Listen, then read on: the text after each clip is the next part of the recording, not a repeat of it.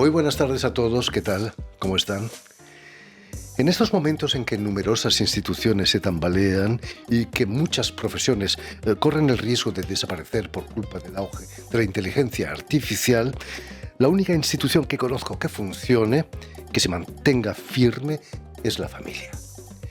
Estoy seguro de que nuestra invitada de hoy, la artista puertorriqueña Wanda Torres, estará de acuerdo porque el próximo 21 de octubre inaugura en la Galería del Genio de la Bastilla, aquí en París, la exposición Familia mano a mano con su hermano Jorge Torres.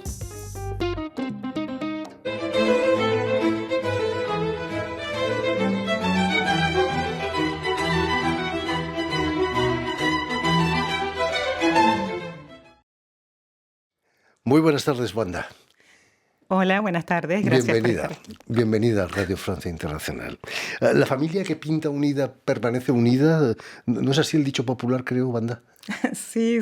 Bueno, yo lo conocía de otra manera, pero me parece muy bien de que la familia que pinta unida permanece unida, porque es lo que he vivido yo. Y por eso los estamos invitando a todos a esta exposición para la que mi hermano Jorge, que es un artista especialista en cianotipo, va a venir expresamente. Vamos a estar mostrando mis pinturas, mis ensamblajes y sus obras en cianotipo, que es una técnica en la que todas las obras salen de un color azul. Y Cuéntanos, ¿cuál es la técnica del cianotipo? La técnica del cianotipo, bueno, precisamente yo no soy la parte del tándem que es especialista en eso, pero es una especie de técnica fotográfica, es como un revelado fotográfico y gracias a los químicos que se utilizan para eso, el resultado siempre va a ser azul como estoy viendo en los visuales. Y es un azul ciano, un azul prusiano, pero siempre son azules, profundos, más claros, solo que mi hermano se las ha arreglado para, en la mezcla de químicos, lograr otras tonalidades un poquito más calientes, y él va a estar hablando de eso en la exposición y en una demostración que va a estar dando gratuitamente para todo el mundo. Fantástico. Imagino que para que dos hermanos sigan el camino del arte, en tu familia el arte debía estar presente, ¿no? ¿O no? Pues sí, fíjate, siempre lo estuvo. Y nosotros decidimos utilizar este tema como punto de partida, como tema de la exposición, porque nosotros nos dijimos, caramba, la familia, cuando hacemos esa reflexión, bueno, nosotros somos artistas gracias a nuestra familia y a pesar de nuestra familia. Así fue. Imagino que no todas las familias están de acuerdo en que los hijos sigan el camino del arte, ¿no? Precisamente por eso te digo eso. Mira, todo empezó con mi papá. Mi papá tenía una gran sensibilidad artística y su sueño hubiera sido ser artista. Y por eso digo que somos artistas gracias a la familia, porque empezamos con mi papá, con ese sueño de ser artista que nunca se cumplió. Entonces, fíjate que a los artistas siempre nos tiran la pelota esa de que el arte, los artistas se mueren de hambre. Y a mí me la lanzaron varias veces, pero siempre estuvo mi papá ahí para bateárselas con un argumento formidable.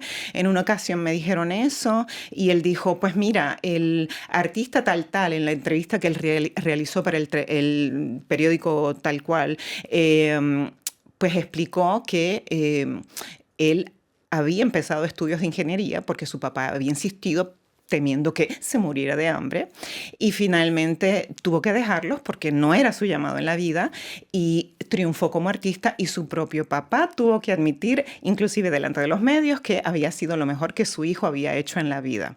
En otra ocasión, el mejor amigo de mi papá, que es como mi tío, yo lo quiero y lo adoro, yo regresaba de Estados Unidos, donde había terminado mi bachillerato, que aquí es licenciatura en artes. Entonces estábamos hablando y aparentemente él estaba bien inquieto por mi futuro y me dijo, bueno, Wanda, ahora que regresaste de Ohio, tú puedes trabajar en el turismo, puedes ser maestra de inglés.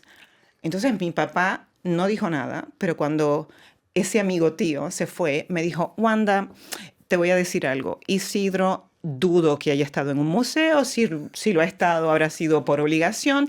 Estoy seguro de que nunca ha estado en una galería, nunca ha comprado una obra de arte. Él no sabe de lo que habla. Y no se puede escuchar a la gente que no sabe de lo que habla.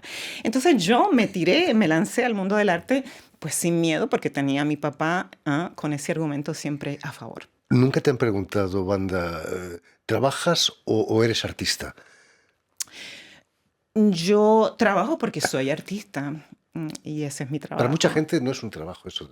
Exactamente, ese es el problema. ¿Sabes que Terrible. cuando uno es profesor de arte, y yo creía que eso era en Puerto Rico, y ahora me doy cuenta de que en un país tan artístico como Francia también, desgraciadamente en las escuelas se ve como un lugar donde los niños van a relajarse, hacer manualidades.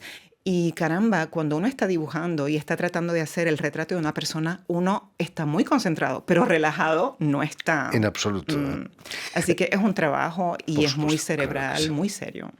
Permíteme que explique a nuestros oyentes, Wanda, que has nacido en San Juan de Puerto Rico, donde estudias artes visuales, pero también en Estados Unidos, nos hablabas de Columbus, en Ohio. El estatuto de Estado libre asociado tiene sus ventajas, ¿no?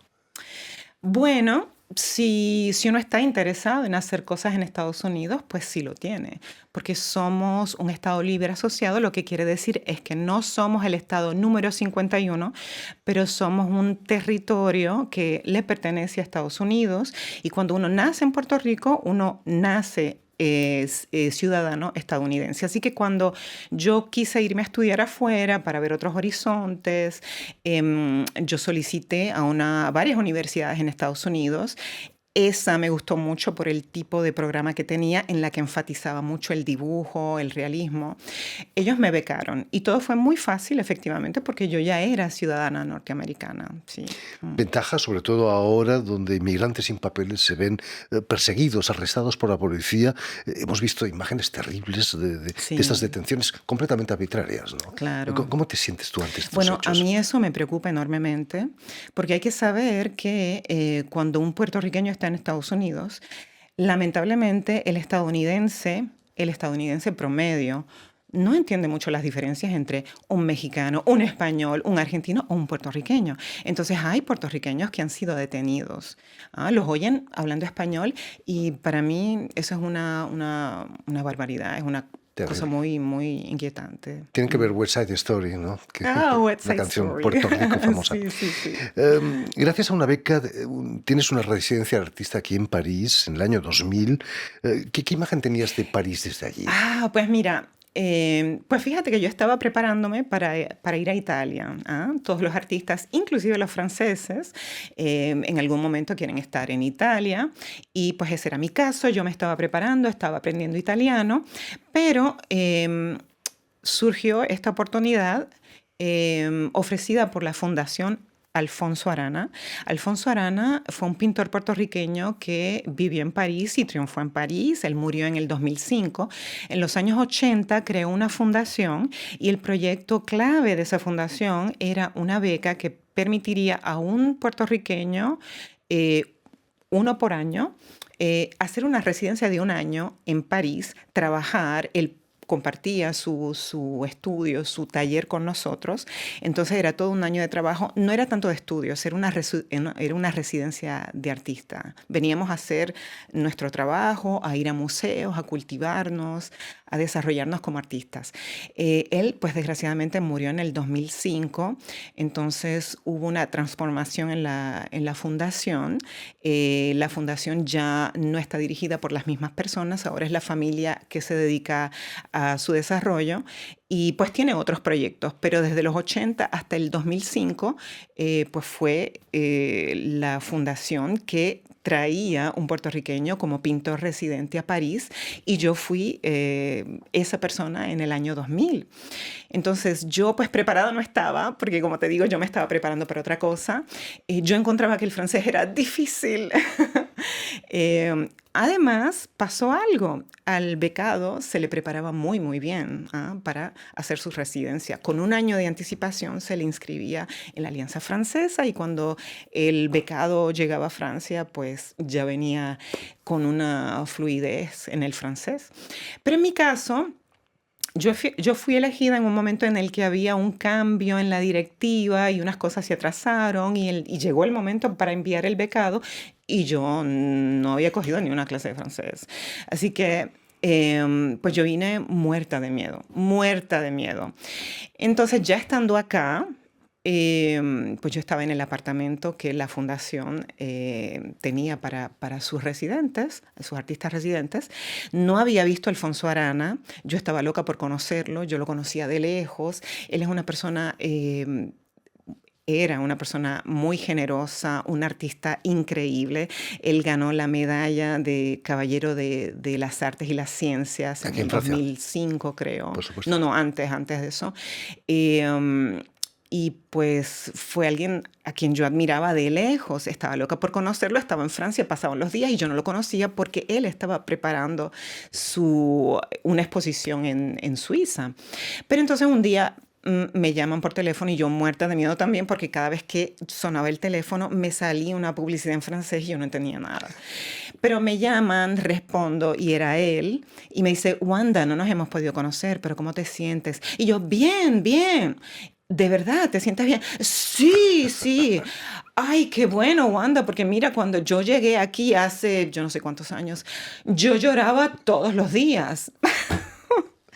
Y bueno, era exactamente lo que yo hacía. Yo Terrible, ¿verdad? lloraba todos los días, pero no había tenido, ¿verdad?, el valor de admitirlo. Han pasado 25 años Ya de no eso, lloro ya no más. lloras y hablas muy bien francés, seguramente, ¿no? Espero que sí. Aquí en Francia vas a obtener la certificación del Ministerio de Cultura y vas a colaborar con un taller muy especial, se llama Taller Escarlata, que propone una fusión entre artes plásticas y técnicas del bienestar, de la buena vida, ¿no? Se podría decir. Sí. Cada vez más es difícil, ¿no?, disfrutar de una buena vida aquí en París o en otros pagos. Ah, sí, definitivamente. Pero nosotros proponemos unas actividades en las que casi siempre está el arte involucrado, pero también hay yoga y también está la prestidigitación y hay conferencias sobre autohipnosis, por ejemplo. En este momento estamos un poco en pausa porque hay ciertos miembros que ya no están entre nosotros, pero es un grupo, un colectivo que se constituyó en asociación para poder realizar ciertas actividades aquí en París. Es el Atelier Écarlate, Atelier Taller Escarlata de París, pero funcionamos también en las afueras. Y en ella mi rol es instructora de arte. Aquí dirían animadora, animadora de proyectos artísticos. Y en ocasiones, pues, me toca dar visitas guiadas y fue por eso que hace unos años atrás volví a la universidad y entonces hice una licencia profesional en Ciencias Sociales e Historia para poder conseguir la acreditación como guía turístico, porque en Francia uno no puede ir a un museo y guiar como uno quiere, uno tiene que tener la acreditación y tiene que pasar por un proceso largo, estar cualificado por unos estudios que son muy serios. Entonces yo lo hice y ahora hago una mezcla de visitas guiadas con cursos de arte. Uno de los que doy, que es de los que más disfruto, es Historia del Retrato con el curso de dibujo del retrato. Quizás es la técnica más difícil, ¿no?, el retrato. Bueno, yo trato de que la gente comprenda de que no es así, de que la base, lo que nosotros hacemos cuando estamos dibujando un retrato es verlo, es una manera de ver las cosas. Si uno ve un rostro humano como ve una fruta, entonces no es difícil. Porque las líneas que están en una fruta pueden ser a veces hasta más difíciles que están en las del rostro humano. Y es el factor psicológico, ay, es una cara lo que está frente a mí, lo que hace que el retrato sea difícil, si no, no. Una piña es más difícil de dibujar que un rostro humano. Sin duda. Desde entonces van de exponerse en salones, galerías, aquí en París, pero también en Estados Unidos y naturalmente en San Juan. En tu obra encontramos referencias, muchas referencias al arte clásico. Es la base de de toda nuestra cultura, el arte clásico. Sí, de la cultura occidental. Pues mira, a mí siempre me gustó la figuración y yo, como te decía anteriormente, yo elegí la universidad a la que iba a ir en una escuela de arte basada en ese programa que ellos tenían de dibujo que era realista, en un momento en el que ya se estaba hablando mucho de arte conceptual y que era realmente lo que significaba el arte contemporáneo. Y yo quería aprender a dibujar y yo quería aprender a copiar la realidad, yo quería tener ese poder. Entonces yo fui allá y pues gané esas destrezas. Sin embargo, es muy común que uno, cuando empieza en el realismo, poco a poco se va interesando por otras cosas y ese fue mi caso. Sin embargo, precisamente por esa experiencia que he tenido en los museos, en el Museo de Versalles, en el Museo del Louvre, donde veo tanto arte clásico que me encanta, me fascina. No solamente el arte clásico griego, sino también el asirio, el egipcio, me encanta. Entonces, sin darme cuenta, empezaron a meterse en mis obras esas figuras blancas, así, con ese rostro perfecto, pero no porque sí. ¿Ah? Cuando yo pongo esa figura blanca que evoca una estatua griega, es por una razón bien definida. Y en las que estábamos viendo en los visuales, cuando se ve el carro azul que está siendo conducido por esa estatua blanca, pues esa estatua blanca es mi papá. Y hay una razón por la que yo lo hago así. Ese carrito azul es parte de una obra que se llama Los Policías. Y pues es el recuerdo de un accidente de tránsito que yo experimenté estando en el mismo auto con mi papá, que era el conductor. Yo estaba atrás, él estaba adelante. La obra en los visuales está incompleta, era más grande. Cuando vayan a la exposición van a poder ver la obra completa. Pero resulta que estábamos en ese automóvil, yo tendría, no sé, como unos 9 años. Yo estaba leyendo un cuento, un librito, no sé, una BD, cómics, algo, y sentí el impacto, brinqué, no pasó nada malo. Pero vi a mi papá totalmente descompuesto. Mi tía que estaba ahí trató de un poco ayudar en la situación. Y pues yo no estuve herida, él no estuvo herido, nadie estuvo herido. Pero es un recuerdo que yo no puedo sacar de mi mente y yo creo que es porque me mostró una cara, ese dios griego que era mi papá, tan bello, porque mi papá era pues el hombre más bello del planeta, el hombre más bello del planeta que murió el 29 de agosto del 2019 y el mundo perdió eso. Era bello, era artista, era sensible, era inteligente y era mi Dios. Entonces, en ese choque, mira lo que pasó. Fue una muchacha que nos chocó y estaba en un carro deportivo y la culpa fue de ella, creo. Entonces ella se baja como si nada. Ella era rubia, con un pelo rubio más bien cenizo, largo, bonita. Pero para ella era como si nada hubiera pasado. Entonces yo, de la manera en que lo recuerdo, era como una rubia segura. Era como si ella se burlara de nuestro sufrimiento casi. Entonces alguien dice, tenemos que llamar a la policía. Y ella dice, yo soy amiga de los policías. Y por eso la obra se llama Los Policías, porque estamos todos ahí esperando a la policía para que se haga el informe. Y yo sufriendo porque veía a mi papá sufriendo. Terrible. Pero eso lo humaniza también, ¿no? En cierto modo. Sí, sí, pero es muy duro para un hijo ver a su papá en un estado de fragilidad. Es muy duro. En fin, si quieren ver la obra Los Policías, de Wanda Torres, tienen una cita el próximo miércoles 22 para el vernissage de la exposición Familia de la artista puertorriqueña Wanda y también Jorge Torres. Muchísimas gracias, Wanda, por haber estado aquí con nosotros. Gracias, un millón de gracias. Por habernos contado cosas tan interesantes. Permíteme también que dé las gracias a Vanessa Loiseau y a Suel Gedir, quienes se han ocupado hoy de la realización del programa, y también saludar a nuestros telespectadores, porque también los tenemos, que nos siguen en toda América, desde Chicago hasta la Patagonia, seguro pasando por San Juan de Puerto Rico, gracias a una cadena de televisión que se llama UCL, un canal latino, y una red que se llama TAL, que reúne televisoras públicas y universitarias de los dos continentes. Y a ustedes, muchísimas gracias por su atención y les damos cita para una nueva edición de El Invitado de Radio Francia Internacional.